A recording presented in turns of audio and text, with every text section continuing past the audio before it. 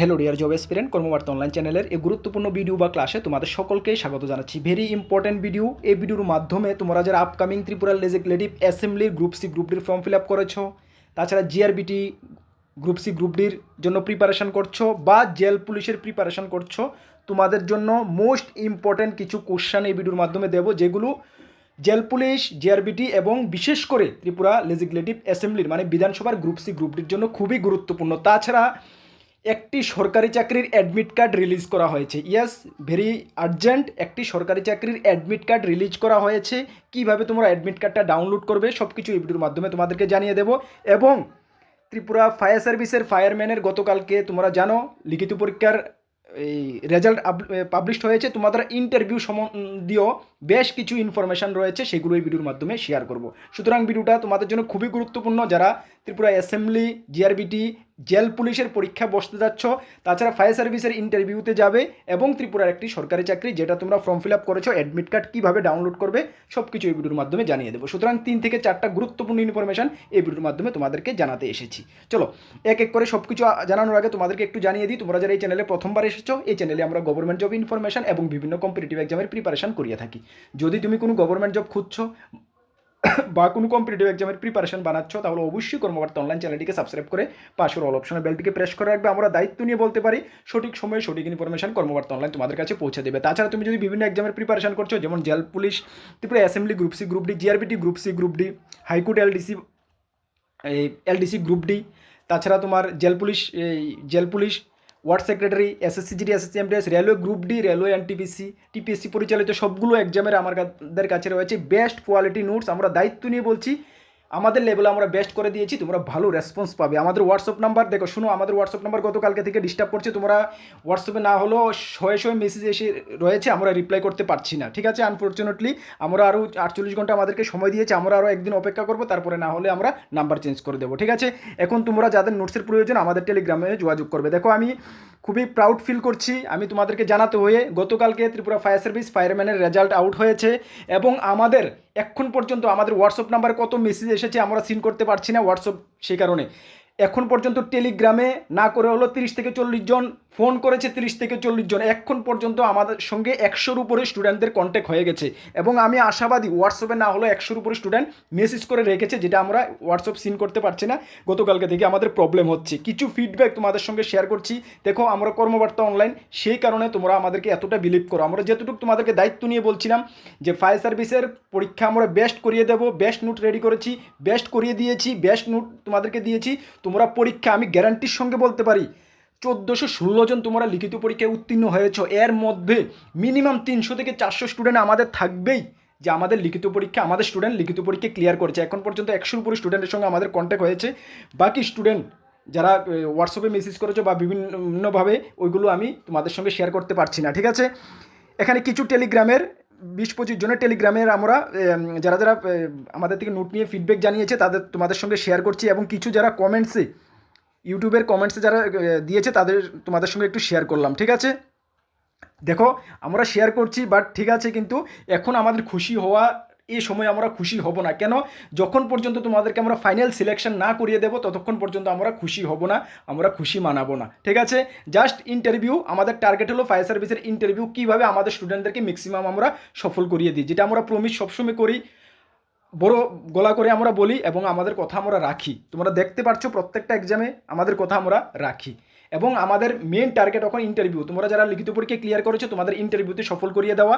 Interview তোমরা গতকালকে থেকে ফোন করছো, মেসেজ করছো। দেখো, তোমরা জাস্ট আমাদেরকে 4 থেকে 5 দিন সময় দাও, 4 থেকে 5 দিন পরে আমাদের সঙ্গে তোমরা যোগাযোগ করবে। ক্লিয়ার কাট কথা, 4 থেকে 5 দিন আমরা অ্যানালাইসিস করি কীভাবে কী করতে হবে, কীভাবে তোমাদেরকে রেডি করে দিলে, কীভাবে কোথায় থেকে দিলে কী হলে কীভাবে তোমরা পরীক্ষা ভালো ইন্টারভিউ করতে পারবে, সেটা আমরা 4 থেকে 5 দিন অ্যানালাইসিস করছি। তারপরে তোমরা আমাদের থেকে যোগাযোগ করে নোটস নেবে। ক্লিয়ার কথা? এখন তোমরা কেউ মেসেজ করবে না, 1-2 দিন 3 দিনে কেউ মেসেজ করবে না, কেউ ফোন করবে না ফর ফায়ার সার্ভিস ইন্টারভিউ নোটের জন্য। পরিষ্কার কথা, ঠিক আছে? 3 থেকে 4 দিন বা 5 দিন পরে আমাদের সঙ্গে যোগাযোগ করবে, বেস্ট নোটস আমরা তোমাদেরকে দিয়ে দেবো, গ্যারান্টি দিয়ে আমরা বলছি, দায়িত্ব নিয়ে আমরা বলছি, ঠিক আছে? চলো, এই ছিল ফায়ার সার্ভিসের যেটা ফিডব্যাক কিছু।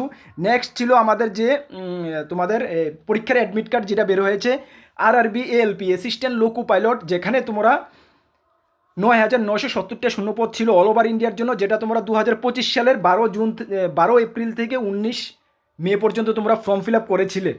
সেটার অ্যাডমিট কার্ড জারি হয়েছে। ইয়েস, মেনি মেনি কনগ্রাচুলেশন, তোমরা যারা ফর্ম ফিল আপ করেছো, পরীক্ষায় বসতে যাবে, তোমাদেরকে বেস্ট উইশেস এবং কনগ্রাচুলেশন। তোমরা টায়ার 1 পরীক্ষা বসতে যাবে, তোমাদের অ্যাডমিট কার্ড রিলিজ হয়ে গেছে। অ্যাডমিট কার্ড তোমরা কীভাবে ডাউনলোড করবে, সে ডাউনলোড করার লিঙ্ক, আবারও শুনো, সেই ডাউনলোড করার লিঙ্ক আমরা ভিডিও ডেসক্রিপশানে দেবো।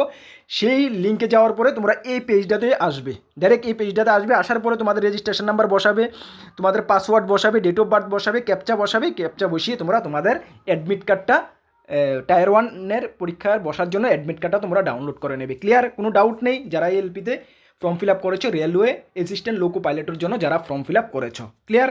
চলো নেক্সট আমাদের ইম্পর্টেন্ট, দেখো আমি অ্যাকচুয়ালি তোমাদেরকে আমি বলি, আমি সময় টোটালি আমি বার করতে পারছি না। তোমরা জানো আমিও একটি মানে আমার পেশার সঙ্গে আমি যুক্ত রয়েছি, হিউজ মানে প্রেশার, হিউজ ডিউটির চাপ আমার উপরে রয়েছে।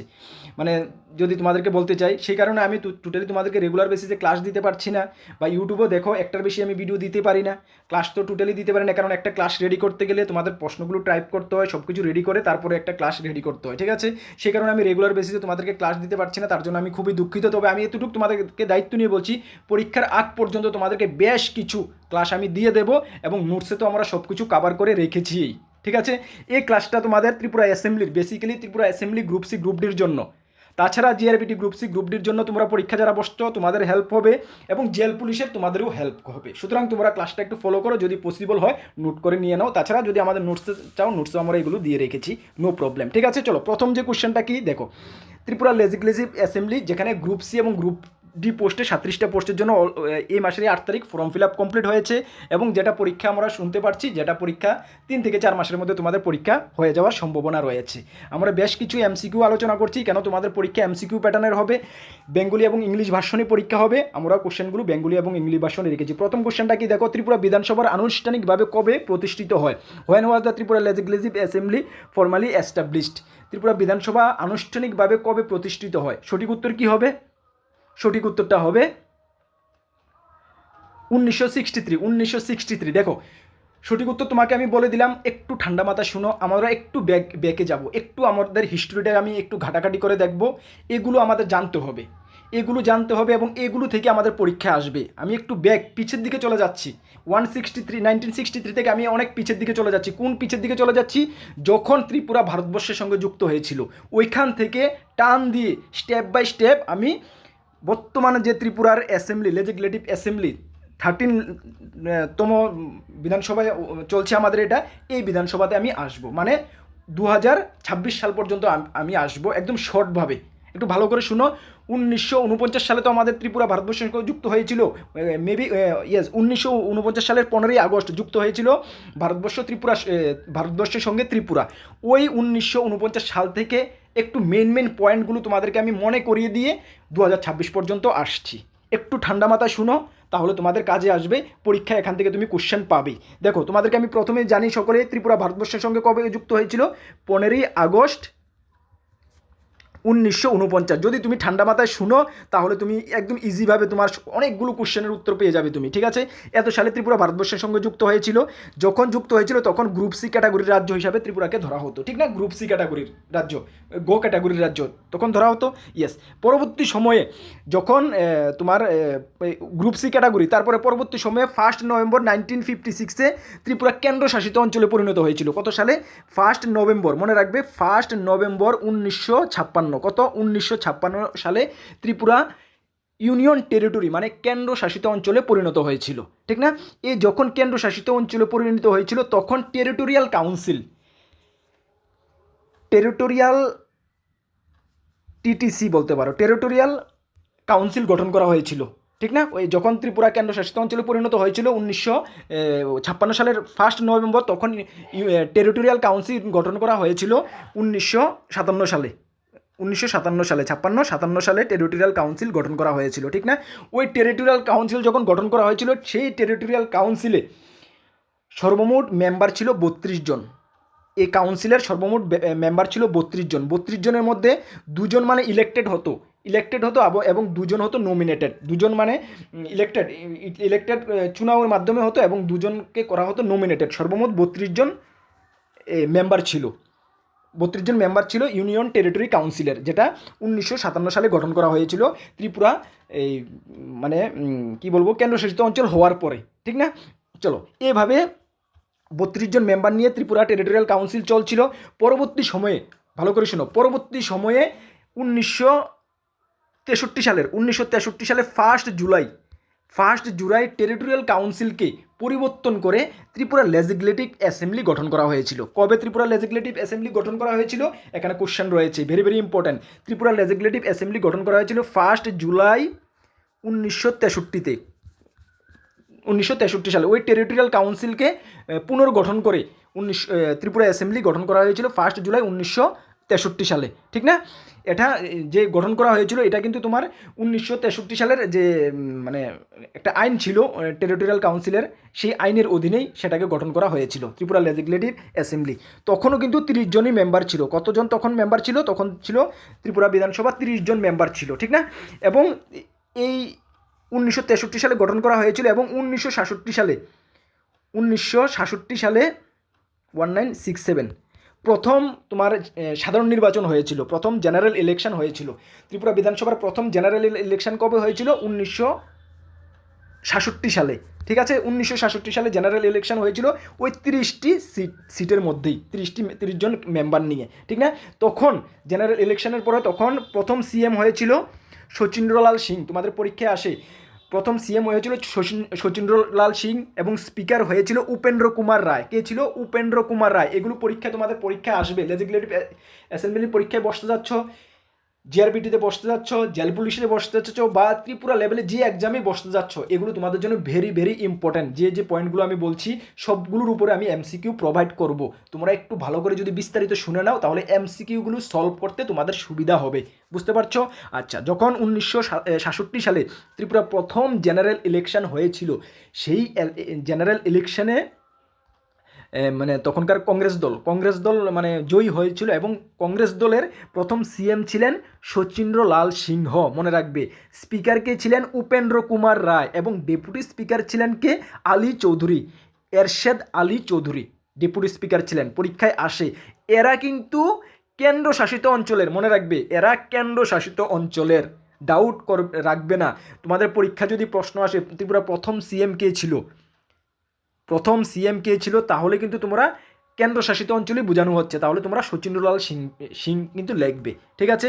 আর যদি তোমাদের বলে যে মানে ত্রিপুরা পূর্ণ রাজ্যের মর্যাদা পাওয়ার পরে প্রথম সিএম কে ছিল, তাহলে কিন্তু সুকুমার সেনগুপ্ত, যেটা 1972 সালে যখন ত্রিপুরা 1972 সালে যখন ফার্স্ট ইলেকশন হয়েছিল, 1972 সালে তো ত্রিপুরার মানে 1971 সালে ত্রিপুরা পূর্ণ রাজ্যের মর্যাদা পেয়েছিল, ঠিক না? আমি আসছি, ধীরে ধীরে আসছি। এবং 1972 সালে প্রথম ইলেকশন হয়েছিল পূর্ণ রাজ্যের মর্যাদা পাওয়ার পর, তখন সিএম ছিল সুকুমার সেনগুপ্ত।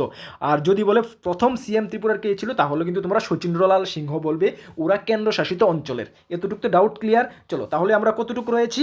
1967 জেনারেল ইলেকশন পর্যন্ত আমরা রয়েছি, ঠিক না? এই জেনারেল ইলেকশনে কংগ্রেস দল জয়ী হয়েছিল। পরবর্তী সময়ে 1967 থেকে আমরা লাভ দিয়ে এসে পড়ি 1971, হ্যাঁ, 21 জানুয়ারি 1972 ত্রিপুরা পূর্ণ রাজ্যের মর্যাদা পেয়েছিল, মানে রাজ্যের মর্যাদা পেয়েছিল। প্রথম তো ত্রিপুরা গ্রুপ সি ক্যাটাগরিতে ছিল, তারপরে ইউনিয়ন টেরিটরিতে ছিল, কেন্দ্রশাসিত অঞ্চলে ছিল, তারপরে এখন এসেছে পূর্ণ রাজ্য। ত্রিপুরা পূর্ণ রাজ্য মানে ফুল মানে স্টেটহুড, ঠিক আছে? ফুল স্টেটহুড হয়েছে। ত্রিপুরা পূর্ণ রাজ্যের মর্যাদা পেয়েছে 21 জানুয়ারি 1972, ঠিক আছে? 21 জানুয়ারি 1972 পেয়েছিল এবং এটা মনে রাখবে, এটা under north east reorganisation act 1971 মানে অধীনে 1971। এগুলো পরীক্ষা কোশ্চেনে এগুলো তোমাদের আমি দেবো, তোমাদের কোনো প্রবলেম হবে না। ত্রিপুরা পূর্ণ রাজ্যের মর্যাদা পেয়েছিল আন্ডার নর্থ ইস্ট মানে রিঅর্গানাইজেশন অ্যাক্ট 1971 ছিল একটি। নর্থ ইস্ট রিঅর্গানাইজেশন অ্যাক্ট 1972 অধীনে হয়েছিল, পূর্ণরাজ্যের মর্যাদা পেয়েছিল, ঠিক আছে? আচ্ছা, পূর্ণরাজ্যের মর্যাদা পাওয়ার পরে সেম ইয়ার 1972 সালেই ত্রিপুরায় হয়েছিল অ্যাসেম্বলি, মানে ত্রিপুরার এই যে বিধানসভা, এই বিধানসভা অ্যাসেম্বলিকে 60টি সিটে ইনক্রিজ করা হয়েছে। প্রথমে তো ছিল 30টি। যখন পূর্ণ রাজ্যের মর্যাদা পেয়েছিল 1972 সালের 21 জানুয়ারি, এবং 1972 সালেই 31টা সিটকে বাড়িয়ে 60টা সিটে করা হয়েছে, যেটা বর্তমানেও 60টা সিটে রয়েছে। এই 60টা সিটের মধ্যে 20টা 30টা জেনারেল, 20টা এসটি এবং 10টা তোমার এসসি ক্যাটাগরির সিট, ঠিক না? এটা তোমরা সকলেই জানো। এখন বর্তমানে যেটা রয়েছে এটা 1972 সালে করা হয়েছিল, ইনক্রিজ করা হয়েছিল 30টা থেকে 60টাতে, ঠিক আছে? আচ্ছা, এই 1972 সালে ত্রিপুরা যে ইলেকশন হয়েছিল, জেনারেল ইলেকশন হয়েছিল, সেখানে কিন্তু প্রথম মুখ্যমন্ত্রী হয়েছিলেন সুকুমার সেনগুপ্ত, যেটা তোমাদেরকে আমি বললাম পূর্ণরাজ্য হওয়ার পরে, ঠিক না? এটুকু তো তোমরা আশা করি বুঝতে পারছো, ফুল যে পূর্ণরাজ্যের মর্যাদা পেয়েছিল। তাহলে 1949 সালের 15 আগস্ট ত্রিপুরা যখন ভারতের সঙ্গে যুক্ত হয়েছিল, এবং বর্তমানে 1926 সাল পর্যন্ত কিন্তু সেম চলছে, এবং 1926 সালে যে ত্রিপুরা বিধানসভা এটা ত্রয়োদশ বিধানসভা। হ্যাঁ, এটুকু বুঝতে পারছো? চলো এখন আমরা এমসিকিউ যদি সলভ করি, তাহলে আশা করি তোমরা ধীরে ধীরে সব কিছু এমসিকিউগুলো তোমাদের কাছে একদম ইজি হয়ে যাবে। হ্যাঁ, চলো দেখো, প্রথম এমসিকিউটার সকলে আনসার করো। আমি ইন ডিটেলস তোমাদেরকে বলে দিয়েছি, সবগুলো এমসিকিউ তোমরা সলভ করতে পারবে। ত্রিপুরা বিধানসভা আনুষ্ঠানিকভাবে কবে প্রতিষ্ঠিত হয়? কবে হয়? 1963 সালে। এক্ষুনি তো ডিটেলস বললাম, 1963 সালে। কত? 1963 সালের 1 জুলাই, ঠিক না? 1 জুলাই, যেহেতু এখানে সন রয়েছে অপশনে, তাহলে আমরা 1963, তবে মনে রাখবে 1 জুলাই। হ্যাঁ, 1 জুলাই ত্রিপুরার যে টেরিটোরিয়াল কাউন্সিল থেকে ত্রিপুরা বিধানসভা গঠন করা হয়েছিল 1963 সালে। বুঝতে পারছো? ওকে, 2 নাম্বার যে কোশ্চেনটা দেখো, কোন আইনের অধীনে ত্রিপুরা বিধানসভা গঠিত হয়েছিল? এক্ষুনি আমি বললাম না কোন আইনের অধীনে, কি জানি বললাম একটা, কোন আইনের অধীনে বললাম? হ্যাঁ, ইউনিয়ন টেরিটোরিয়াল অ্যাক্ট 1963 বললাম না আমি? Union territorial act, government of union territorial act 1963 অধীনে ত্রিপুরা বিধানসভাটা গঠিত হয়েছিল। মনে রাখবে, ত্রিপুরা বিধানসভা গঠিত হয়েছিল। চলো 3 নাম্বার কোশ্চেনটা দেখো, রাজ্য বিধানসভার গঠন সংক্রান্ত বিষয়টি সংবিধানের কোন অনুচ্ছেদে রয়েছে? Very very important question. এই যে রাজ্য বিধানসভার যে গঠন সংক্রান্তটি, রাজ্য বলতে এখানে ত্রিপুরা রাজ্য বোঝানো হয়েছে না, ভারতবর্ষের সবগুলো রাজ্য। রাজ্য বিধানসভা, রাজ্যের প্রত্যেকটি রাজ্যে বিধানসভা রয়েছে। এই যে রাজ্য বিধানসভার যে গঠন সংক্রান্ত যে পরিকাঠামো বা বিষয়টি সংবিধানের কোন অনুচ্ছেদে রয়েছে? Very very important. সঠিক উত্তর কী হবে? সঠিক উত্তর হয়ে যাবে অপশন বি, আর্টিকেল 171-এ রয়েছে। আর্টিকেল 171-এ একটু ভালো করে বুঝে নাও, পরীক্ষা যদি ঘুরিয়ে ফিরে প্রশ্ন আসে পারবে। আমরা প্রত্যেকটি ক্লাসে এইভাবেই করাতে চেষ্টা করব, এবং আমি প্রত্যেকটি আমাদের স্টুডেন্টকে আমরা এইভাবে বলি যে ঘুরিয়ে ফিরিয়ে একটু পড়ো, তাহলে ঘুরিয়ে ফিরিয়ে যখন পরীক্ষার প্রশ্নটা একটু টাফ হবে তোমরা কিন্তু আনসার করতে পারবে। আমরা চাই আমাদের প্রত্যেকটা স্টুডেন্ট যেহেতু ভালো স্কোর করতে পারে প্রত্যেকটা এক্সামে এবং সফল হতে পারে, যেটা হচ্ছে। আচ্ছা, অপশন বি, আর্টিকেল 171-এ। আচ্ছা, আর্টিকেল 171-এ কী বলা হয়েছে? অ্যাকচুয়ালি দেখো, বেসিক্যালি বুঝতে চেষ্টা করো। আর্টিকেল 71-এ বলা হয়েছে যে প্রত্যেকটা রাজ্যে কমসে কম এই জনসংখ্যার হিসাবে বিচার করে, যেটা 2001 সাল থেকে 2026 সাল পর্যন্ত বলা হয়েছিল। এখন 26-এর পরে আবার কি কোনো কিছু আসে কিনা বা কোনো চেঞ্জ হয় কিনা, এটা পরবর্তী সময়ে দেখবো আমরা। যাই হোক, 2001 থেকে 2026 সালের হিসাবে বলা হয়েছিল যে প্রত্যেকটি রাজ্যের জনসংখ্যার হিসাবে, জনসংখ্যার ঘনত্ব বা জনসংখ্যায় বিচার করে প্রত্যেকটি রাজ্যে মিনিমাম 60 থেকে 500টি বিধানসভা সিট থাকবে। কতটা?